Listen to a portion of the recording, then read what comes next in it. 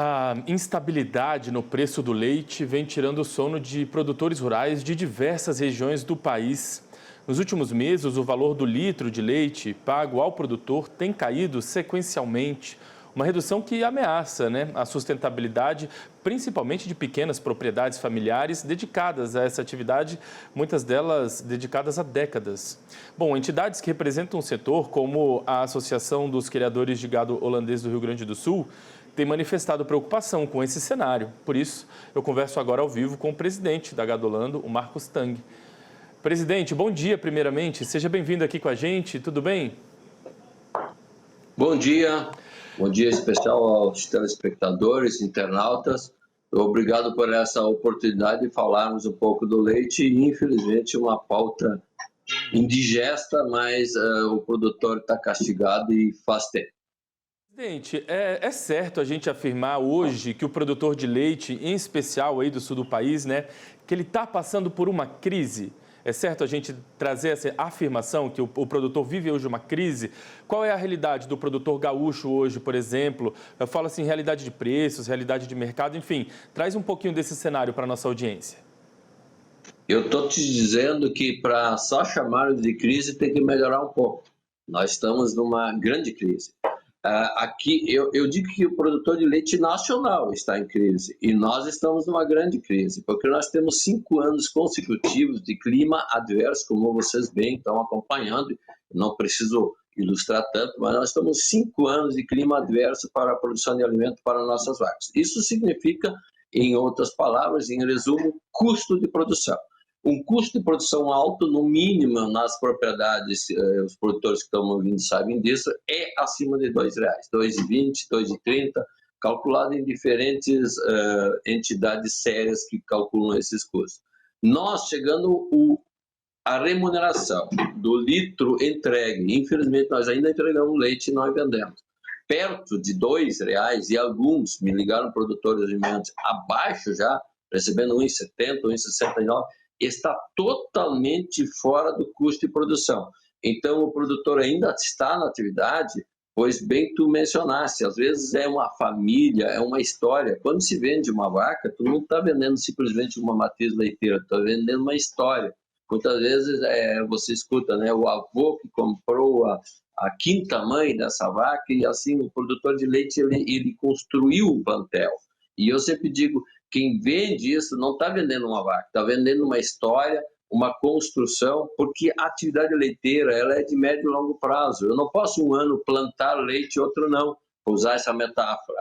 Quem para com a atividade leiteira para toda uma história, pois uma terneira que nasce hoje, 24 de outubro de 25, só vai dar algum retorno depois de investirmos 5 a 8 mil reais nela na sua criação, conforto animal, comida, água, tudo direitinho, lá em outubro de 27, ou seja, são 24 meses de investimento. Eu estou dando esse exemplo para dizer que sempre é a médio e longo prazo. E quando um produtor para, como tivemos inúmeros, milhares de produtores parando, isso é uma história que para, é um problema socioeconômico gravíssimo.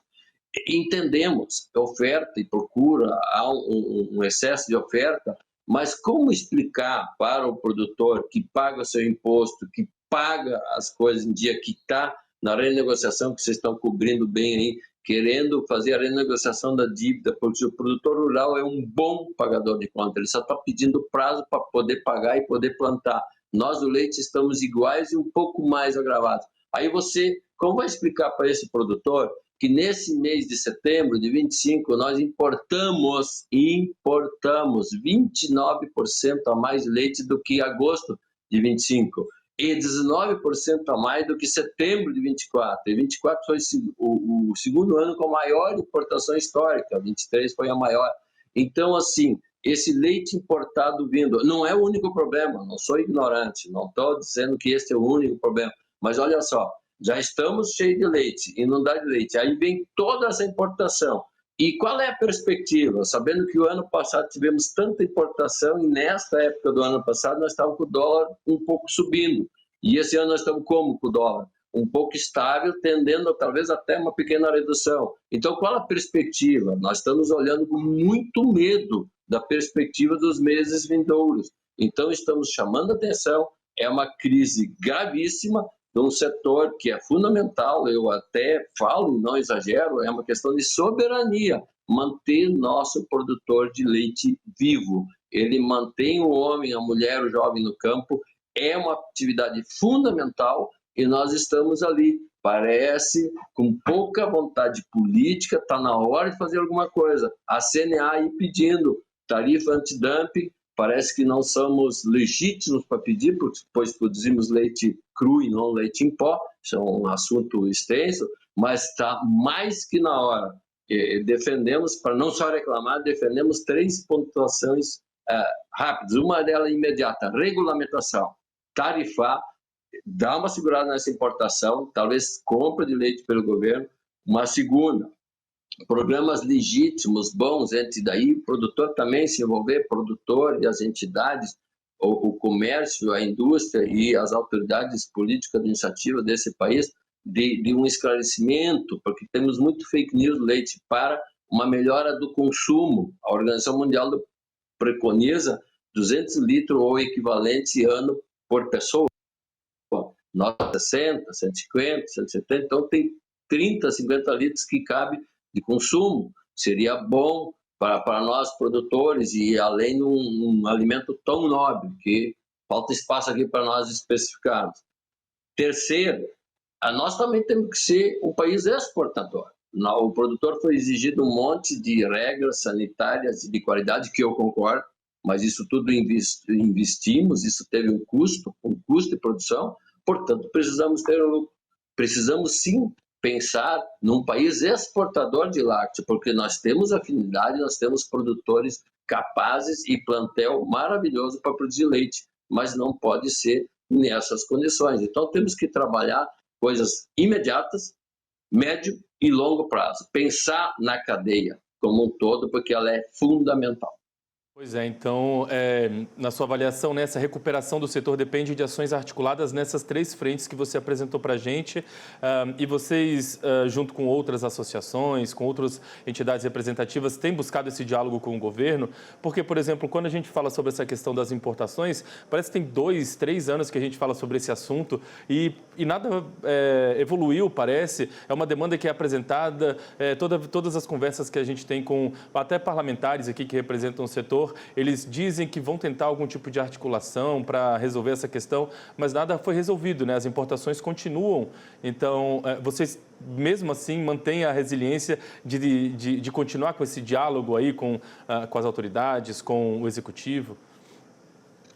Sim, nessa crise extrema que estamos agora, esperamos ter um pouco de sensibilidade. A gente entende que existe o Mercosul. Para nós do leite, ele é um Mercovém, só vem.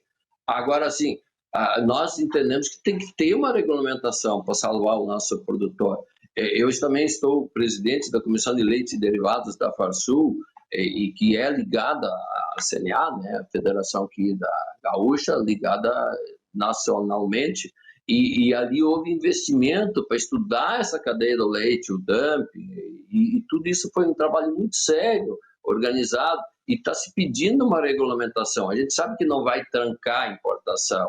Agora, no mínimo, regulamentar. É muito injusto com o nosso produtor. Eu desafio o Brasil inteiro, não é só o Rio Grande do Sul, os produtos que usam leite em pó na sua formulação, vamos falar ali de balas, chocolates, é difícil que tenha leite brasileiro, é todo importado. Então, nós precisamos sim de regulamentação. Tem produto brasileiro que tem dificuldade de entrar lá, apesar do Mercosul.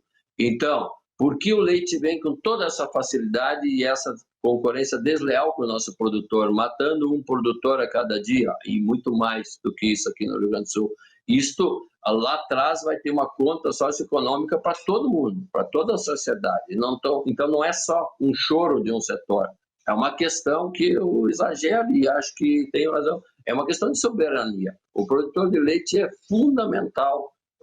O agro como todo é fundamental e vocês publicam e trabalham nisso muito bem. E parece que tem gente que foi eleito com o nosso voto, parece que tem gente que tem as responsabilidades, que trabalha com o dinheiro público, os nossos impostos, que não se sensibiliza. Precisa o quê? Parar todos os produtores de leite para dizer, opa, não temos mais produtor de leite. Então, assim, está mais que na hora de ações. E nós estamos dispostos a conversar. A gente sabe que não é tão simples, não é um estalar de dedos, mas tem gente que tem mais poder do que a gente, que está numa inércia incrível e não estão nos ajudando. Não sei o que falta para sensibilizar do que tudo que estamos falando e vocês noticiando e vendo aí produtores aqui no Rio Grande do Sul, milhares e milhares parando com a atividade. Sim, sabemos que as vacas boas migram, mudam de lugar, mas esses produtores de leite, onde eles estão? Essa cadeia, vocês sabem o quanto ela mantém o homem, a mulher, o jovem no campo, porque uma atividade leiteira ela é intensa, ela é diária. Nós somos a única atividade agropecuária que tem 2 colheitas por dia, falo das ordenhas, no mínimo 2 colheitas por dia, a maioria faz 3 ordenhas. Então precisamos de mão de obra, de pessoas. Então há uma dificuldade enorme no setor, que grita, que clama, precisamos de ações urgentes. Muito bem, presidente. Eu quero agradecer demais a gentileza de mais uma vez ter conversado com a gente, apresentado um pouquinho desse cenário, né? Muito em breve a gente vai voltar a conversar, com certeza. Espero que com alguma evolução mais positiva em relação a preços, né? Tomara, essa é a nossa torcida. Mais uma vez, obrigado e um bom fim de semana por aí. Obrigado pelo espaço e um abraço a todos.